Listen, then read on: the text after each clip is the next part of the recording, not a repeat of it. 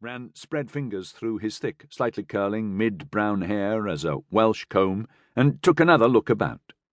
Long-practiced, long-trained eyes swept over the sails, weather braces, and rigging, finding nothing amiss.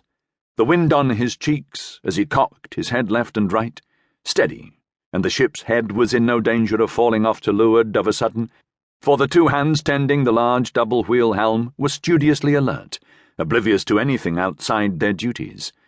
Grey-blue eyes swept aloft again, the commissioning pendant pointed aft and nearly eastward, curling lazy, sinuous snake crawls.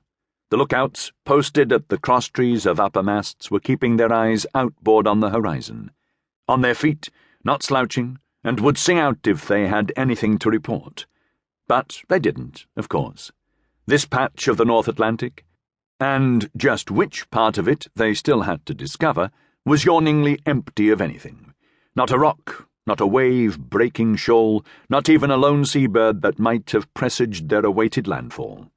Surprisingly, given the longitude they estimated their frigate had attained, there wasn't even a hint of another vessel's sail either. As close as they supposed they'd come to the British Isles, there should have been dozens of merchantmen, fishing boats, by now. Unless, Captain Alan Lewrie cynically imagined, they'd missed it altogether and were somewhere to the west of Scandinavia, south of the Shetlands or Orkneys, for it was certainly cold enough for those climes. Closer to, Lewrie was pleased to note the steel greyness of the sea, the milk-white curlings of the wave-tops. The sea was sending no more than 5 or 6 feet now, was no longer green with disturbance, and didn't smell like fresh fish any longer. Craning over the ship's larboard, windward bulwarks, near the shrouds of the mizzenmast, Lewrie took a moment to be satisfied, even a bit pleased, as the longish-set waves' troughs sank beneath his frigate's waterline, and bared a bright glint of spanking new coppering on her quickwork. The Halifax yard had done them proud, with so many naval stores warehoused, and too few of His Majesty's ships now based at Newfoundland and Nova Scotia in need of them.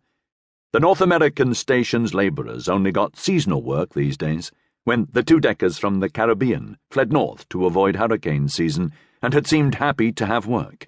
There was no dry dock at Halifax, but there had been strong tides and good beaches on which to careen Proteus high and dry, then fire and scrape the weed and marine growths off her bottom, replace rotten or sea-wormed outer planking that even the boatswain or the ship's carpenter, Mr. Garraway, had not suspected, then paper, felt, linseed, paint, and copper her afresh. Flight from the threat of prosecution, it seemed, could have its beneficial moments. "Top up your coffee, sir?" Lewrie's cabin servant, Aspinall, intruded from his inboard side. The tow-headed fellow had mounted to the quarterdeck from the galley up forward, holding a black, battered 2-gallon pot by its bail, with a towel-wrapped hand beneath.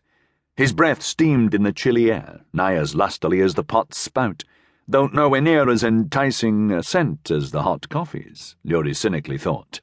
"Aye, that'd be handsome," Lewrie quickly rejoined, with a faint smile of pleasure, holding out his empty mug. "A right nippy morning, sir, for certain," Aspinall said, with a long-established and casual familiarity. There were no secrets twixt employer and servant, master or slave, mighty captain or the fellow who quietly managed his life below decks, and any brusque, standoffish, and aloof dignity on Lewrie's part would have been pointless by then, and pretentiously cruel to boot. Good and hot," Lewrie happily exclaimed after one sip. It was a continual disappointment to go ashore, even to the best establishments in London, where the coffee-house had been king for years on end, and get a tepid, tiny but expensive cup of semi-opaque gnat's piss. Aboard ship, it came from the galley stove still half-boiling, as stout and black as the strongest Irish brew. "Captain's second, but to God at sea," Lewrie Riley told himself as he took another welcome sip, "and I ordain coffee fit to wake the dead." "Nothing yet, sir?"